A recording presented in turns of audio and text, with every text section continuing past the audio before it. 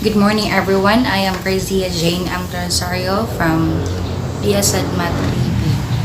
So my report is all about inquiry-based, 5 examples of inquiry-based learning. So first, what is the inquiry-based learning?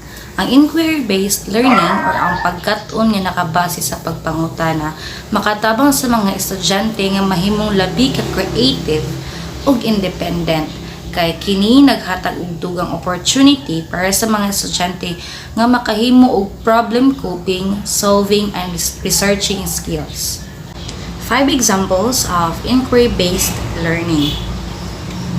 So, first is the inquiry planning.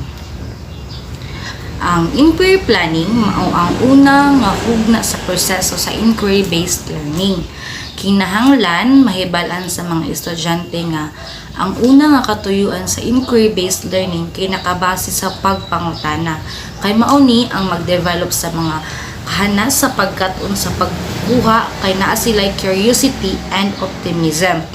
Daghang mga eskwelahan ang nag-offer og standard nga mga plano og direksyon alang sa inquiry-based learning. Kasagaran nga eskwelahan, lain-lain ang mga content areas in a year aron masiguro nga ang mga estudyante husto nga nagkat-on og na-improve ang ilang knowledge. Pero kini ang mga standard plans mahimong mausab pa kay naay mga bagong mga regulations and also technology. Ang mga estudyante mahimong makauban nila ang ilang teacher nga makatabang sa ila nga mahibalan ang mga areas of interest ug available resources. Ang mga teacher kinahanglan mo pili og curriculum-based team nga nagamatch sa background or experiences sa mga estudyante. The second example is the information retrieval. Ang mga estudyante kinahanglan maghunahunag information nga naa sila karon og information nga ilang gikinahanglan. This activity is enjoyable tungod kay ang mga estudyante aktibo nga maka-search og new information nga makarelate sa ilang gusto nga topic. Apan ang sobrang nga kadaghanon sa mga resources o possibilities makaresulta sa estudyante nga mahimong frustrated or mabored sa pagpangita sa data sa ilang pagpangutana or pangutana. Ang mga teacher mao'y mutabang sa mga estudyante sa pag-organize o pagkuha sa information through demonstrating searching skills and screening strategies for selecting relevant information. Ang mga estudyante mahimong magtrabaho kauban ng usa ka librarian aron makapili online o magprint sa ilang resources. Ang mga estudyante makahibalo sa mga skills o strategies sa pagbasa sa library para sa information sa ilang proyekto. Usahay ang mga magtutudlo mao ang magpili og usa ka komplikado nga topic nga nag-require jud og research. Nga kini usab pud nga makatabang sa estudyante aron nga mahibal-an kung unsa ka importante ang issue nga gihatag. The third example is the project process. So, teachers should decide kung unsa nga scope ug final result ang kinahanglan sa activity sa pagpangutana. Katong nagtudlo sa inquiry-based learning na first time pa, kinahanglan nila nga limitahan ang scope sa project pinaagi sa pag-control sa time, pagpili sa hilisgutanan ug ang mahatag nga format. Kinahanglan nga hunahunahon sa mga teacher kung pila ang mga format nga acceptable ug ang minimum amount nga gikinahanglan gikan sa naglisod nga estudyante. Ang pagsabot sa topic sa project naga-involve sa paghimo sa usa ka reliable nga pangutana, usa ka personal nga perspective o thesis alang sa mga older or higher students. The fourth example is the creativity skills. So by empowering students to be creative, it involves organizing information, putting concepts into one's words, and creating a suitable presentation format. Ang mga estudyante ma-feel nila na confident sila pinaagi ani na activity. Mao nga kini usa ka maayong panahon aron ma-include ang new learning and advanced resources. Ang mga teachers kinahanglan maghatag og mga tips sa mga estudyante kung giunsa nga magpadayon nga focused ug organized in times sa mga presentation. Ang pipila ka mga teachers nga ay mga estudyante nga nag-create og mga timeline nga nagadetermine sa pagkasunod-sunod tiin gitudlo ang activity sa pagpangutana. Kadaghanan sa mga proyekto sa pagpangutana naa sa tunga-tunga hangtod sa katapusan sa usa ka unit sa curriculum. Tungod kay ang mga estudyante, kinahanglan unang makakatun sa background. And the last, fifth example is the project sharing. Ang mga estudyante nga gihatagan ng igong suporta pinaagi sa proseso sa pagpangutana, mahimong proud sa ilang project ug open sa pag-share sa uban. Kini usa ka maayong panahon aron matudluan ng mga estudyante sa mga public speaking and presentation skills. Labing maayo alang sa mga teachers nga mahimong modelo sa usa ka presentation ug ipapractice sa mga estudyante nga ipakita sa matag usa nga ma-overcome ang kabalaka ug makatabang kini sa ila nga ma-improve ang ilang overall presentation. Teachers may allow students to present in different formats like digital, print ug multimedia. Ang usa ka dali ug simple nga proseso labing maayo tungod kay ang mga estudyante mas maka-feel sila og relief kung naa sila gibarugan na focus sa pagpangutana. Good day, my name is Marlid A. Dapitan and I am going to report how to use the 5 E's in remote math instruction. It is a 5-stage instructional model. The 5 E's are engage, explore, explain, elaborate, and evaluate. It is an order to guide the students to a deeper understanding about mathematics. The 5 E's was developed in 1987 by a team from Biological Sciences Curriculum Study or BSCS. The 5 E's engage, explore, explain, elaborate, and evaluate are parallel to the pattern of problem solving used by scientists and also mathematicians to tackle real-life problems. Educators can apply the 5 E's at various levels of planning, including year-long program, a unit, or within the lessons. The first phase is the engage. In the first phase of the learning cycle, the teacher works to gain an understanding of the student's prior knowledge and identify any knowledge gaps. It is also important to foster an interest in the upcoming concept so students will be ready to learn. In this phase, teacher provide a question, objects or situations that focuses students' attention and helps them active prior knowledge. In a math lesson, this might be a number talk related to a task students are about to tackle or an opportunity to notice and wonder. The second phase is the explore. During the exploration phase, students actively explore the new concept through concrete learning experiences. They might be asked to go through the scientific method and communicate with their peers to make observations. This phase allows students to learn in a hands-on way. One goal of the explore phase is for students to have a shared experience that both they and the teacher can draw on later when explaining a new concept or skill. Students have freedom to express and share their own understanding and they are free to do what they want. The next phase is to explain. It's tempting to think that this is the part of the lesson or unit when the teacher explains the concept or skill.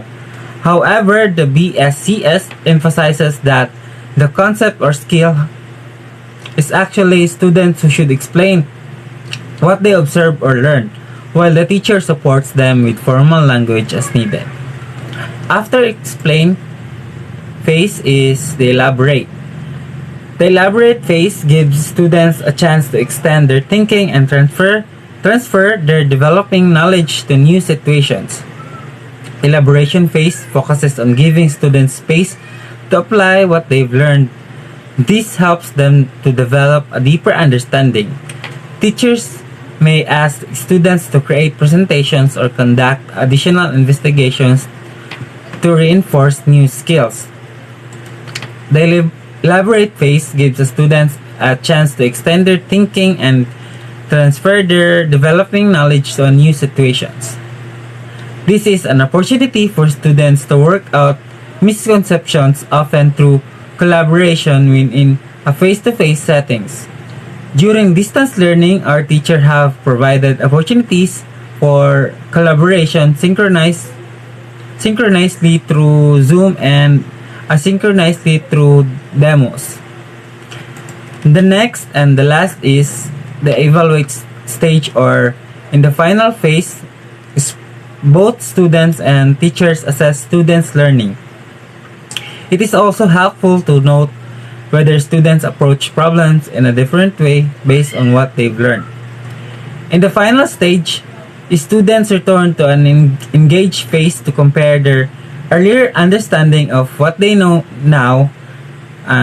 They address any misconceptions they held, and the teacher makes sure these misconceptions are corrected.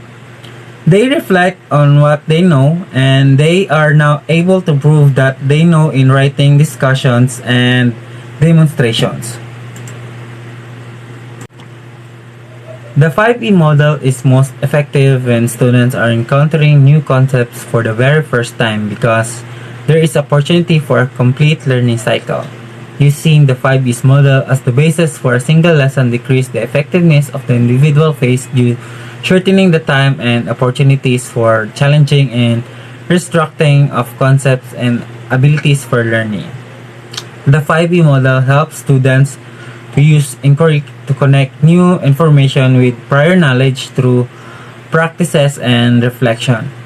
The teacher becomes a facilitator or a guide who builds inquiry, exploration, and assessment into daily instructional approach.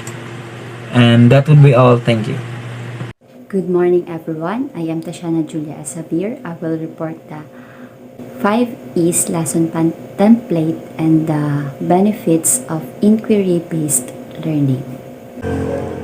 5E lesson plan template. So this is the example of the lesson plan template of a 5Es inquiry-based. The benefits of inquiry-based teaching. First is inquiry enhances independent problem-solving skills. Inquiry-based learning teaches students how to find patterns, figure out properties, and discover new rules of mathematics. The critical thinking skills that are required to ask questions that will lead to discovery are learned and acquired. They develop through practice just like any other skill. For example, maghatag og mathematical problem si teacher, then ang student is mangita sila og solution independently para sa katunga problem. In this way, ma-enhance sa student ang ilahang problem-solving skills. Second is the discovery leads to deeper understanding of a specific concept. After discovering a mathematical property on their own, student will truly understand the concept behind the rule. Instead of following a set procedure, they will understand why a rule works and how it was developed. Since nakadiscover of new solution ang student on their own, mas makasabot sila sa concept behind sa rule ato nga problem. Instead nga mag-follow sila og procedure para ma-answer ng isa ka problem, mas makasabot sila kung paano mo work o ang rule o paano siya na-develop. Third, students discover a new level of math confidence and self-motivation. When students feel the pride that comes from discovering a theorem, property, or formula for themselves, they suddenly gain a new level of confidence in their own math abilities. Tungod sa ilahang discovery of new solution, makagain og confidence ang student sa ilahang mathematical abilities. And lastly, retention increases hugely when concept mastery replaces memorization. If a student develops a formula, rule, or property for himself, then he understands on a deeper level where it came from.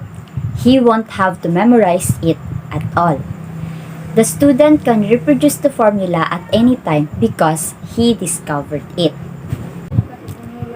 Kaya makadevelop na og formula o properties ang student, then dili na nila kailangan memorize ang procedure para sa isa ka problem. Makareproduce pud sila og formula based sa ilahang understanding sa problem.